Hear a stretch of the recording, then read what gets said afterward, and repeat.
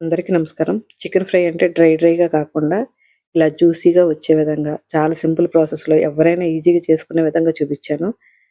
ఇందులో చాలా తక్కువ ఇంగ్రీడియెంట్స్ మన ఇంట్లో ఉన్న ఇంగ్రీడియెంట్స్‌తోనే చాలా సింపుల్‌గా చేసే విధానం చూపిచ్చాను. చికెన్ ఫ్రై కోసం కిలో చికెన్ తీసుకున్నాను. 2, 3 సార్లు మంచిగా కడిగేసి, ఒక స్పూన్ పసుపు, 1.5 స్పూన్ సాల్టు, 2.5 స్పూన్లు కారం వేసుకోవాలి. చికెన్‌కి సరిపోయే విధంగా ఇప్పుడే ఉప్పు, కారం, పసుపు వేసుకోవాలనమాట. వేసి కలిపేసి మూత పెట్టి పక్కకు పెట్టేసుకోవాలి. కిలో చికెన్‌కి 3 ఆనియన్స్ వేసుకోవాలి. ముక్కలు కట్ చేసుకొని 6 స్పూన్ల వరకు ఆయిల్ వేసి ఆయిల్‌లో ఫ్రై చేసుకోవాలి. ఆనియన్స్ సగం కంటే ఎక్కువ ఫ్రై అయిన తర్వాత అల్లం వెల్లుల్లిపాయ పేస్ట్ వేసుకోవాలి. నేను చూపిస్తున్న చికెన్ ఫ్రైలో ఎలాంటి వాటర్ వేయాల్సిన అవసరం లేదు. ఈ చికెన్‌లో వచ్చిన వాటర్‌తోనే మంచిగా ఉడికిపోతుంది చికెన్. అల్లం వెల్లుల్లిపాయ పేస్ట్ ఇందులో కొంచెం హోల్ గరం మసాలా వేసి గ్రైండ్ చేసి పెట్టుకున్నదనమాట. వేసి మూత పెట్టేసి 2 నిమిషాలకే మంచిగా మగ్గిపోతుంది. ఉల్లిపాయలు, అల్లం వెల్లిపాయ ఆయిల్‌లో మంచిగా ఫ్రై అయిన తర్వాత కలిపి పెట్టుకున్న చికెన్ వేసుకోవాలి. వేసుకొని ఒకసారి మంచిగా కలిపేసి మూత పెట్టేసేయాలి. ఆ చికెన్‌లో వచ్చిన వాటర్‌తోనే మొత్తం చికెన్ అంతా ఉడికిపోతుంది. మధ్య మధ్యలో తీసి కలిపి మళ్ళీ మూత పెట్టేసుకోవాలనమాట. 15 మినిట్స్ లోపే మంచిగా దగ్గరికి ఉడికిపోతుంది.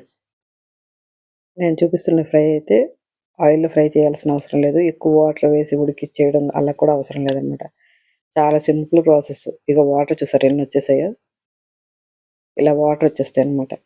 మధ్యలో ఒకసారి 5 మినిట్స్‌కి ఒకసారి ఇలా కలిపేసి మూత పెట్టేస్తే ఆ వాటర్‌తోనే మంచిగా ఉడికిపోతుంది. కొంచెం ఆయిల్ పైకి తేలుతుందనమాట. 2 స్పూన్ల వరకు జీడిపప్పులు పొడి చేసి పెట్టుకోవాలి పక్కకి. మెయిన్ ఇంగ్రీడియంట్ అయితే ఈ జీడిపప్పే. దీనివల్ల మంచి టేస్ట్ వస్తది చికెన్‌కి. కొంచెం కరివేపాకు, గరం మసాలా వేశాననమాట. చికెన్ మసాలా వేశాను. వేసి ఒకసారి కలిపేసుకోవాలి. వాటర్‌తో మంచిగా ఉడికిపోయింది అనుకునేటప్పుడు పైకి ఆయిల్ వస్తది కొంచెం. ఆయిల్ వచ్చే టైంలో ఈ జీడిపప్పు పొడి వేసుకోవాలి. ఇలా దగ్గరికి మూత పెట్టేస్తే ఒక 5 మినిట్స్‌లోనే ఆయిల్ అంతా మంచిగా కనిపిస్తుంది చికెన్‌లోంచి మనకి. అంటే ఆల్మోస్ట్ ఉడికిపోయిందని లెక్క అనమాట. ఈ పొడి చేసుకున్న జీడిపప్పు పొడిని వేసుకోవాలి. ఇగో చూసారా ఇలా ఆయిల్ వచ్చేసింది. ఈ టైంలో ఈ జీడిపప్పు పొడి వేసేసి ఒకటి 2 సార్లు కలిపేసి స్టవ్ కట్టేసుకోవడమే అంతే.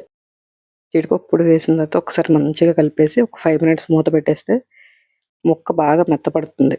జీడిపప్పు పొడి వేయటం వల్ల ముక్క ఇంకా మంచిగా మెత్తబడి చికెన్ అయితే మంచి టేస్ట్ ఉంటది.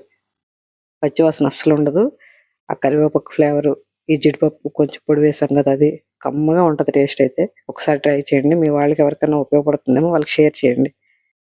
గ్రేవీ కొంచెమే ఉంటది కానీ అన్నంలో చాలా మంచిగా కలుస్తది. అసలు పొట్టకి హాయిగా ఉంటది.